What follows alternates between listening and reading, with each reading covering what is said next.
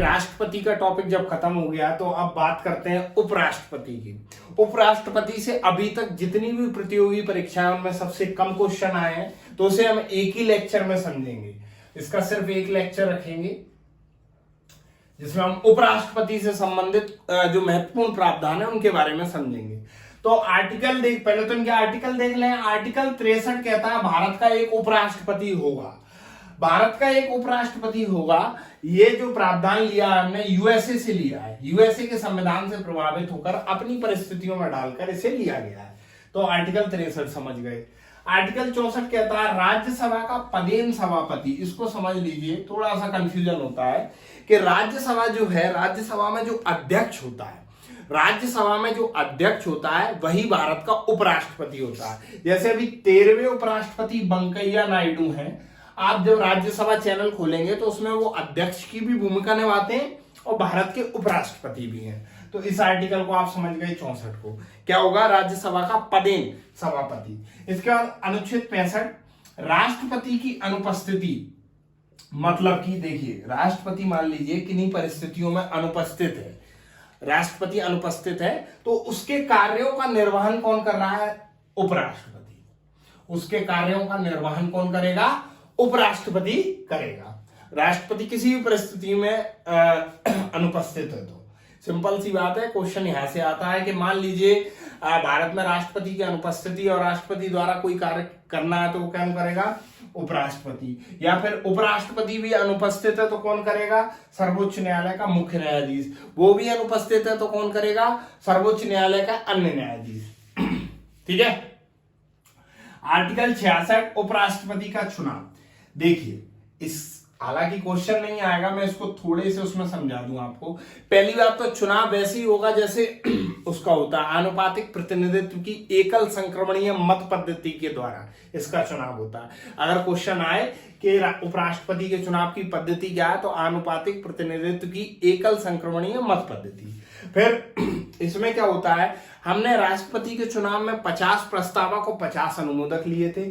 इसमें 20 ही रहते हैं, 20 प्रस्तावक और 20 अनुमोदक। फिर उसमें हमने क्या किए थे? उसमें हमने लोकसभा के निर्वाचित सदस्य, राज्यसभा के निर्वाचित सदस्य, विधानसभाओं के निर्वाचित सदस्य लिए थे। उपराष्ट्रपति में ऐसा नहीं होता। उपराष्ट्रपति में सबसे पहला क्वेश्चन यहां से आता है कि उपराष्ट्रपति के चुनाव में कौन कौन शामिल होता है? तो विधानसभाओं और विधान परिषद के सदस्य तो होते ही नहीं है, पहली बात। दूसरा फिर कौन होता है? लोकसभा और राज्यसभा के सभी सदस्य, मतलब निर्वाचित और मनोनीत दोनों सदस्य। राष्ट्रपति में क्या था? सिर्फ निर्वाचित थे। यहां पर क्या है? निर्वाचित और मनोनीत। जैसे 81 में राष्ट्रपति 12 सदस्यों का मनोनयन करता है, वे भी इसमें हिस्सा लेंगे इसके चुनाव में। क्यों लेंगे? वो कारण समझिए, क्योंकि ये अध्यक्ष है काय का? राज्यसभा का। तो अध्यक्ष है तो उसके सभी सदस्यों से मिलकर ही तो अध्यक्ष बनेगा। तो यहां पर क्या कह दिया हमने, जो चुनाव में जो वो ले रहे हैं, क्या बोलते हैं इसको, सदस्य, तो लोकसभा और राज्यसभा के ऑल मेंबर। ठीक है, यहां से क्वेश्चन हमेशा आता है। प्लस राष्ट्रपति उपराष्ट्रपति के लिए वही सब योग्यता चाहिए जो राष्ट्रपति के लिए, भारत का नागरिक हो, 35 वर्ष की आयु पूरी कर चुका हो, किसी लाभ के पद पर ना हो। फिर अगला उपराष्ट्रपति का कार्यकाल। तो देखिए उपराष्ट्रपति का कार्यकाल में आप लगाएंगे 5 वर्ष। ठीक है। फिर अगला उपराष्ट्रपति के कार्यकाल की रिक्ति पूर्ति के लिए चुनाव, समय का निर्धारण, रिक्ति के समय चुने व्यक्ति के कार्यकाल का। अब देखिए इसको समझिए थोड़ा सा ट्रिक से। मान लीजिए उपराष्ट्रपति का कार्यकाल बीच में रिक्ति है, रिक्ति के समय उसको कैसे भरा जाएगा, इससे संबंधित प्रावधान, और जो भरा गया है उसका कार्यकाल किस तरीके से निर्धारित किया जाएगा उसके बारे में दिया गया है। कोई इंपोर्टेंट आर्टिकल नहीं है तो मैं ज्यादा डिटेल में नहीं जाऊंगा, आपका टाइम खराब होगा। आर्टिकल 69 शपथ। राष्ट्रपति वो उपराष्ट्रपति को शपथ कौन दिलाता है? क्वेश्चन यहां से आता है, सिंपल क्वेश्चन आता है। राष्ट्रपति उपराष्ट्रपति को शपथ दिलाता है और राष्ट्रपति को उच्चतम न्यायालय के मुख्य न्यायाधीश। ठीक है, शपथ हो गया।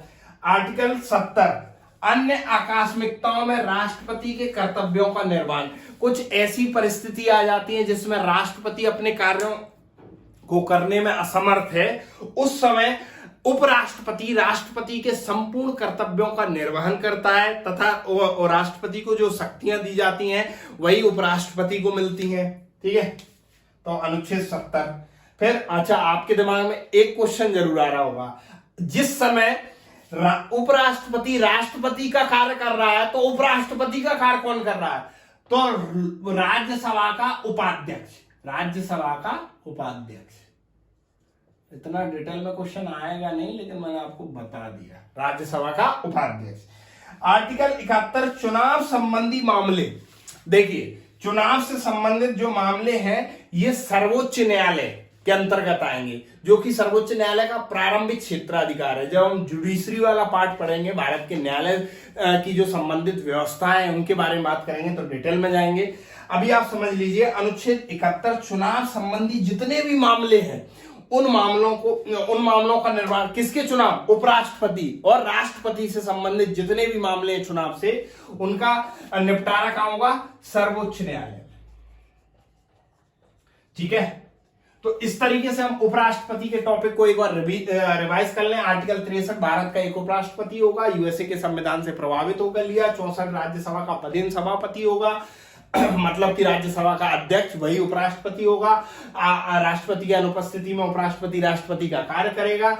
उपराष्ट्रपति के चुनाव वही 20 प्रस्तावक, 20 अनुमोदक, अनुपातिक प्रतिनिधित्व की एकल संक्रमणीय मत पद्धति तथा याद रखिए लोकसभा व राज्यसभा के सभी सदस्य नॉट निर्वाचित, ऑल मेंबर इसके चुनाव में शामिल होंगे तथा विधानसभा विधान परिषदों के सदस्य नहीं होंगे।